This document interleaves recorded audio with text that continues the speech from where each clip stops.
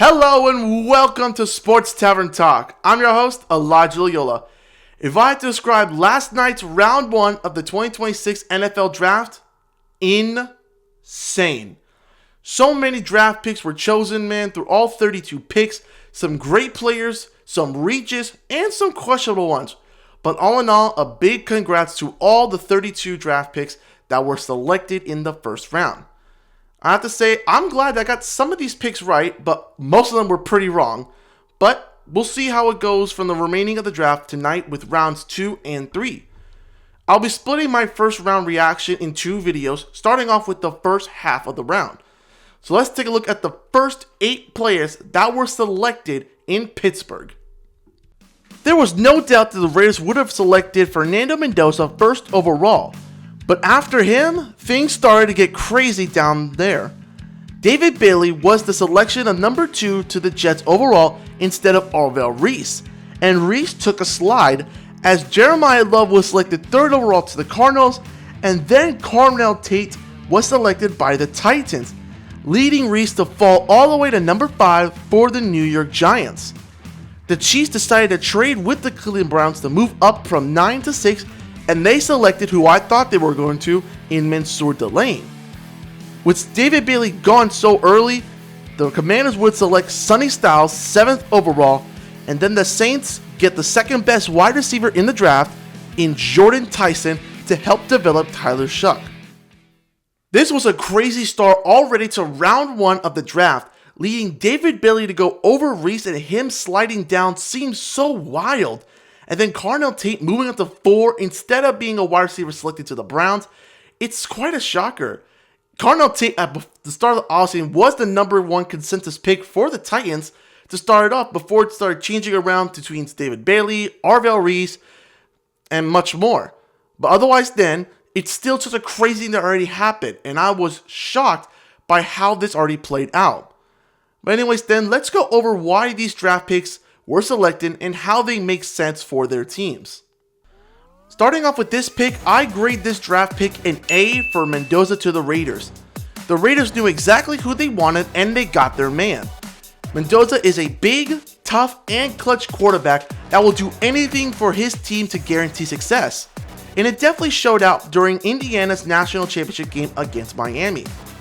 With new head coach Clint Kubiak and backup quarterback Kirk Cousins, Mendoza will be set up for success to become the next great quarterback in the NFL. And not to mention, with so many draft picks to go, the Raiders will be looking forward to upgrade their offensive line and bring in more receiver help for Fernando to throw to as they go ahead to the 2026 season.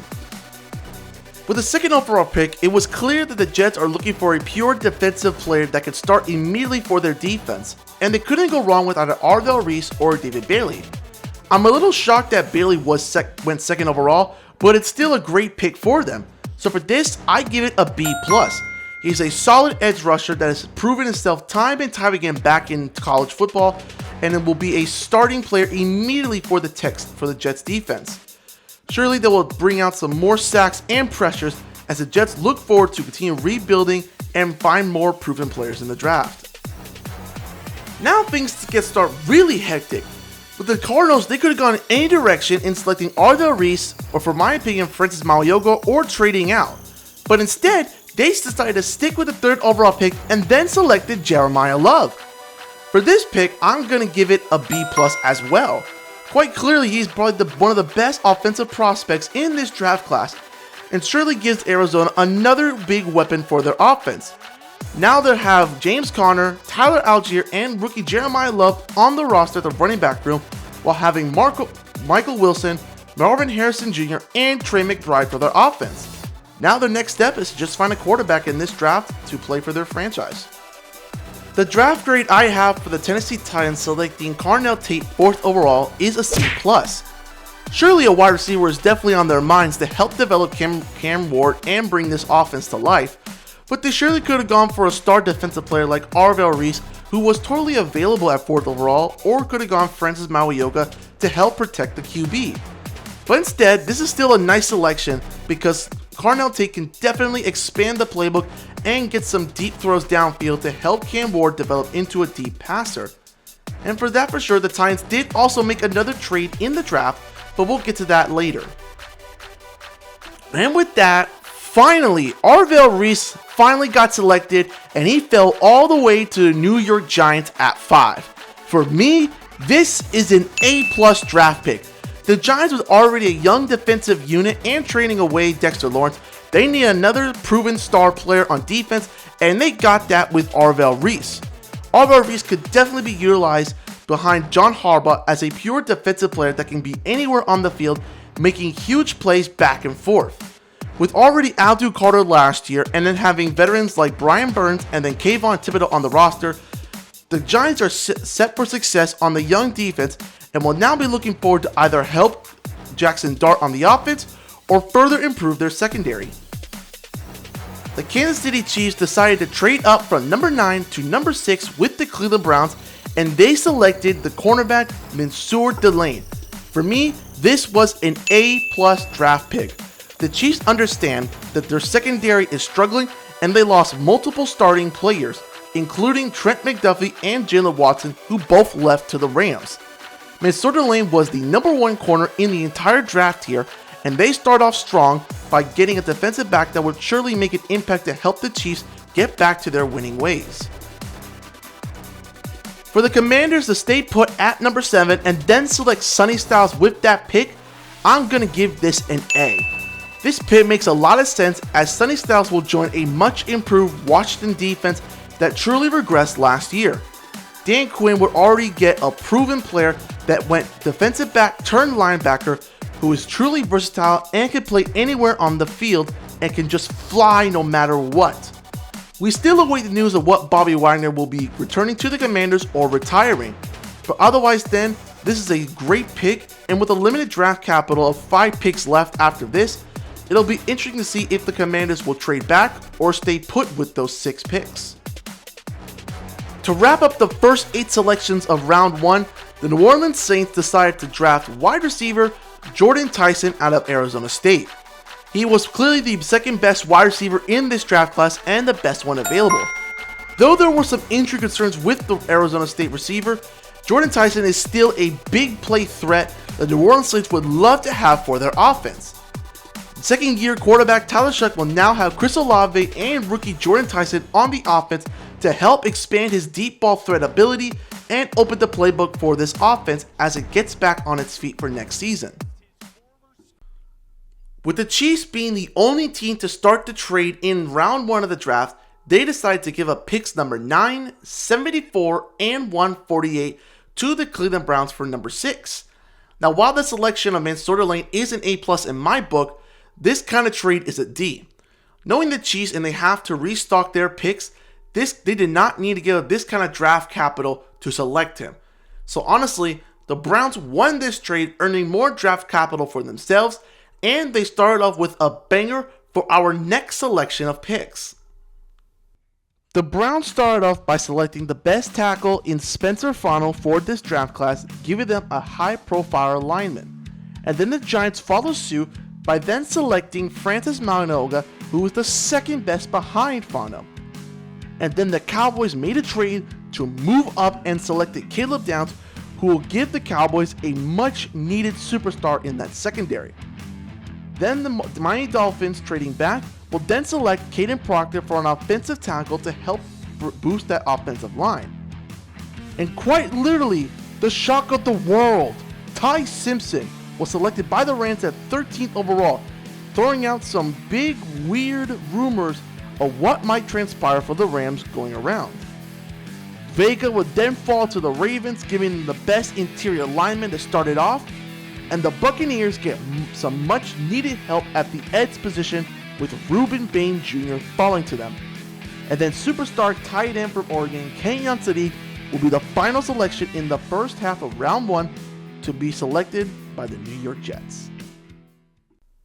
Just like the first 8 selections, there was another pack of pandemonium with back-to-back tackles being selected between 9 and 10, and yet somehow Caleb Downs fell out of the top 10, who most people thought would fall to the Giants, instead went to the Cowboys.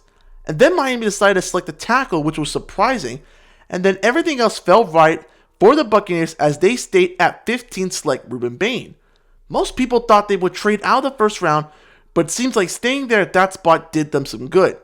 And then of course, Kansas City falling all the way to 16 to the New York Jets, it's something truly remarkable and spectacular for them, giving them another weapon. But for now, let's take a look at my draft grades for these next 8 players. For the Browns to get some much needed draft capital out of the Chiefs and staying close into the top 10, they start off by selecting Spencer Fano, who was considered the best offensive tackle on the board. Quite frankly for me, this is an A+ draft pick. Getting the best tackle and some much needed draft capital, they won both the trade with the Chiefs and this selection here. Fano provides a lot of strength, precision, power, and agility to protect whichever QB1 is on the field and opens some big running lanes as a swing tackle and a run blocker downfield. It'll be interesting to see what the Browns will do in this draft here with that extra draft capital, but it's safe to say they're off to a hot start. Now this was a shocking selection for me too, but also a right one. With the Giants getting number 10 from the Cincinnati Bengals in the trade with Dexter Lawrence, I would have think the Giants would trade out of this pick and get some more draft capital. Instead, they decided to stick with number 10 and then select the second best tackle in Francis Mauigoa from Miami. Quite frankly, this would be an B+ pick for me as well. They get an already stout tackle to play along their offensive line to help bring some protection for Jackson Dart out on the field. John Harbaugh knew exactly who they wanted at number 10 and they got their man with the selection. And now it'll be interesting to see what the Giants will do going forward in the drafts. The Cowboys decided to move up in a trade with the Miami Dolphins to go from number 12 to number 11. And the selection of Caleb Downs at that spot earns them an A++ draft grade.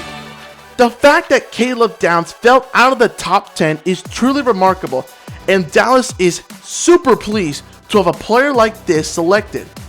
They already knew that their secondary needed some much needed help, and that going forward the draft has to be almost defense, and more defense, and they're already off to a great start with Downs being selected with their first pick.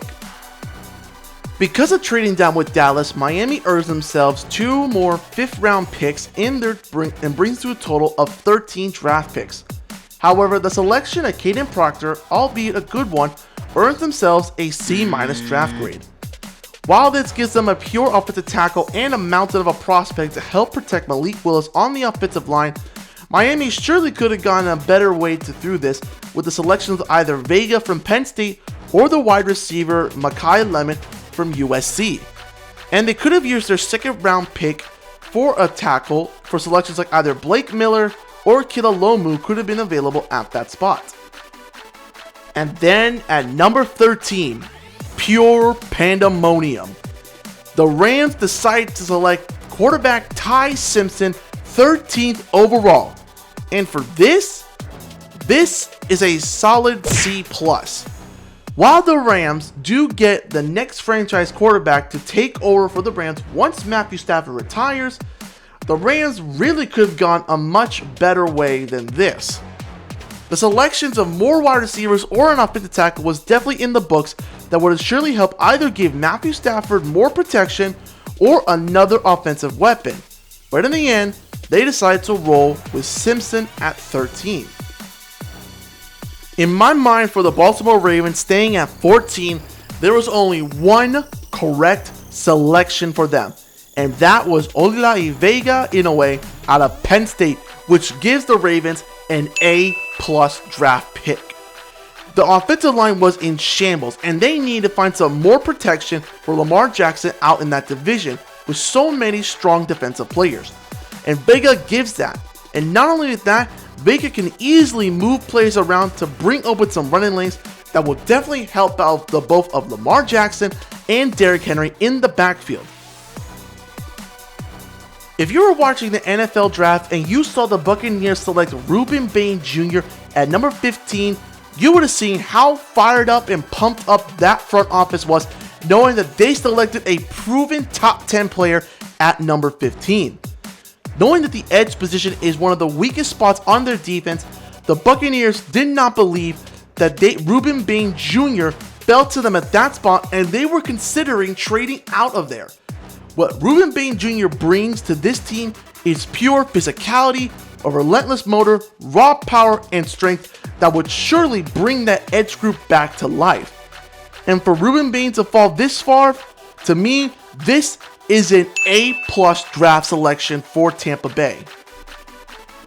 And finally, to wrap up the first half of round 1 of the draft, the New York Jets, with their second pick, decide to take tight end Kenyon Sadiq out of Oregon. For me, this is a B+ draft pick, and here's why. Sure, the Jets didn't need to draft a tight end. However, not just because he's a tight end, but he is a big and physical target that'll free up some space for this offense and will give Jets quarterback Geno Smith another option to throw to. The Jets offense, despite the play of Breece Hall and Garrett Wilson, was awful. Getting Kenyon Sadiq would automatically give them another big target for them to throw to and open up some space more, and we'll see what the Jets will do going forward in the second and third rounds tonight. For my grades of the second trade between the Cowboys and the Dolphins, the Cowboys earned themselves a B+. Surely giving up 2 fifth-round picks doesn't sound right, especially with the limited draft capital they have, but they did make a second trade in the next part of the first round to earn that capital back, which helps overset that, and then Caleb Downs being selected for them is just a cherry on top. As for the Dolphins, they also get a B+ out of this as well. They get 2 more 5th round picks to bring that total to 13, but the selection of Kaden Proctor doesn't really help that out. They really could have gone a much better direction in my opinion, but it's still good that they're fixing the offensive line to help protect Malik Willis. Anyways then, congrats to the first 16 players that were selected in round 1, and in the next video, we'll be going over the second half of the 16 players that were selected in the first round.